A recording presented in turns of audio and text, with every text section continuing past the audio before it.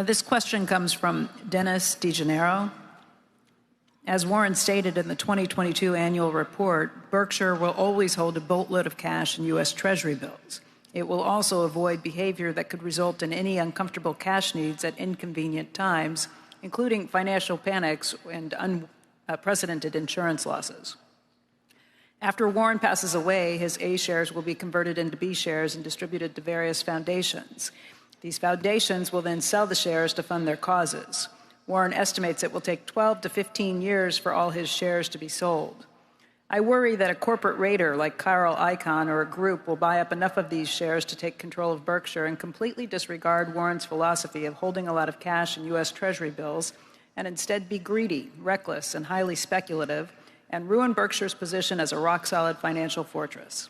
I also worry that changes might be made in how Berkshire's subsidiaries are run. Do Warren and Charlie worry that these things could happen? Well, I think it's fair to say we think about it plenty, but I don't worry enormously. If we, it is true that Greg and the directors will have a honeymoon period for a long time simply because of the votes that will still remain. I mean, but it's true that eventually they will get judged based on how well our operation fares versus others. Now, if we don't pay any dividends in 12 or 15 years, you're talking $1.5 trillion that it would take to take over. I think if we can't, that limits the group. They like to think about how much they can borrow against it. It doesn't work when you, and some of these, there's nobody that can come close to doing it themselves. And I think that the important thing is that Berkshire be regarded as a national asset rather than a national liability. We've got to be a plus to the country with our form of operation, and we certainly have got a record which will then be 12 or 15 years longer, done with much more capital, more companies, more things will have happened where our hundreds of billions can work its way into the economy in terms of lots of jobs, lots of products, lots of behavior, and it can be compared with other things. So I think we win out if we deserve to win out, and I think the odds of that happening are very, very, very high. Charlie? Well, I don't spend much time worrying about something that's going to happen 50 years ago and after I'm dead. I think if you sort of take care of each day's responsibilities pretty well and think ahead as well as you can, then you just take the results as they fall. So I'm philosophical about it. But I'm not. I think he's fretting unnecessarily. Okay. Neither one of us are worried, basically. But we plan. We do plan. And you know, I've got a model in my mind of what Berkshire has been. That model's it's been modified plenty of times over 58 years. The one thing I knew initially or very quickly, was it shouldn't be a textile company. That was an important decision.